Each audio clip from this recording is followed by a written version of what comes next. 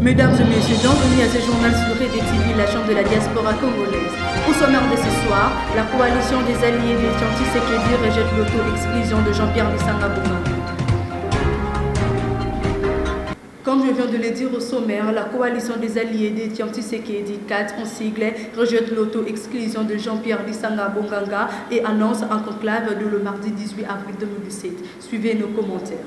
C'est au cours d'un point de presse tenu ce samedi 15 avril 2017 à l'hôtel Africana Dream dans la commune de la Gombe que la coalition des alliés de Tshisekedi 4 en sigle n'ont pas admis l'auto-exclusion du coordonnateur Jean-Pierre Lisanga Bonganga annoncé le vendredi dernier dans une déclaration faite par Henriette Ouamou, membre du CAT.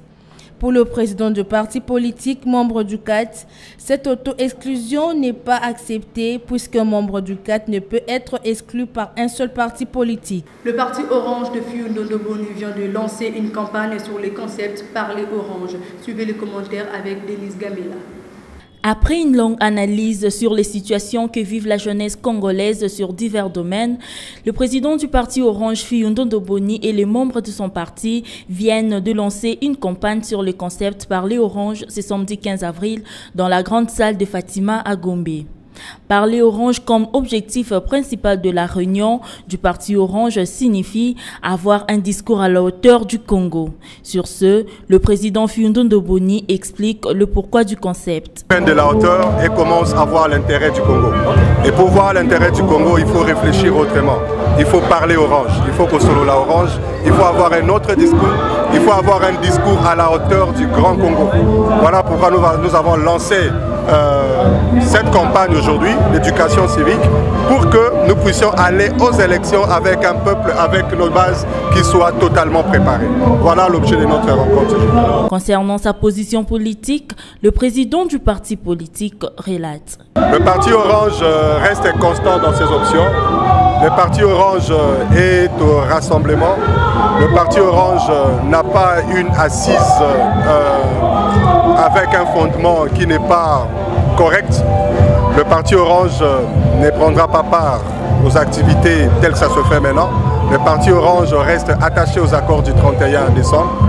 Le parti Orange va pour l'organisation des élections et le parti Orange veut que l'ensemble de la classe politique comprenne que la tricherie n'a pas une bonne fin.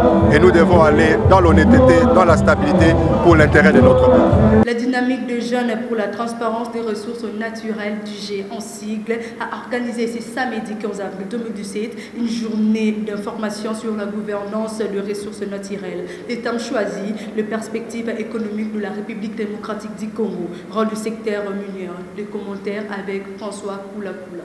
Le dialogue vertical et la dynamique de jeunes pour la transparence de ressources naturelles ont tenu une conférence débat dans la salle Boboto, dans la commune de la Gombe. Thème choisi, les perspectives économiques de la RDC, rôle du secteur minier.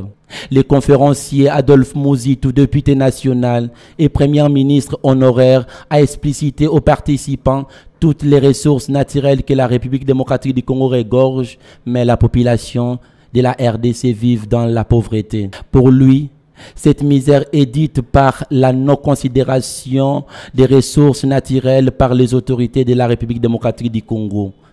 Il faut évaluer les moyens dont on dispose, nous les secteurs miniers, parce que c'est la thématique du jour.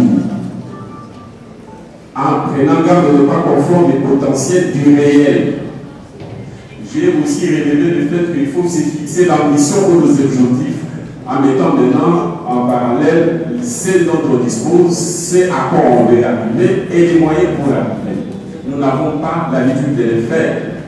C'était une façon de dire que ce qui a échoué l'a été parce qu'il n'y a pas eu cette mécanique-là. Évaluation de l'existence. Mon gouvernement n'avait jamais évalué le coût de 5 chantiers. Les objectifs. On n'a pas fait l'état des lieux pour dire le budget qui était encore à 800 millions de dollars. Et qu'en 5 ans, on ne pouvait pas mobiliser plus de 7 milliards. Et même en les mobilisant, ça va être pour financer les dépenses de l'État, les dépenses de souveraineté. Il n'y aura pas grand-chose pour financer les infrastructures. J'étais dans une démarche d'autocritique. J'ai dit que le principe, dès que je suis allé, donner l'évaluation des plans qui ont existé en règlement, combien c'était un échec relativement pour certains. Ensuite, j'ai aussi précisé qu'il y a... La Société des pédiatres de la République démocratique du Congo a organisé une matinée scientifique le samedi 15 avril 2017 en vue de rassurer les mesures préventives pour le nouveau-né. Suivez les commentaires de Charlotte Débé. Une matinée scientifique a été organisée par la Société de pédiatres de la RDC le samedi 15 avril 2017 dans la salle de Reine de Paix à Gombe. Cette conférence a été tenue devant plusieurs médecins pédiatres et dermatologues afin de rassurer une mesure préventive pour les nouveau-nés au niveau des membres et de l'activation des sociétés savantes de pédiatrie. Nous avons répondu une fois de plus à notre rendez-vous bimensuel où nous nous activons, nous, en tant que société savante de pédiatrie, pour assurer une remise à niveau de nos membres. Et aujourd'hui, il nous a plu de faire appel à nos amis dermatologues pour sortir un peu de l'ordinaire.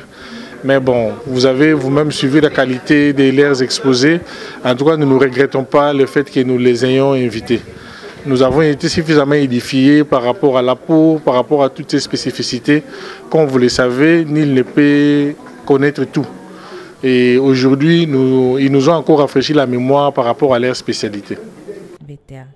En clair, 3 temps forts ont marqué cette activité, à savoir l'exposé de quelques médecins pédiatres dermatologues sur la dermatite atopique, hygiène de la peau, ainsi que la remise symbolique de quelques participants. C'est la fin de cette édition d'information. Merci de nous avoir suivis. Restez branchés sur EDTV.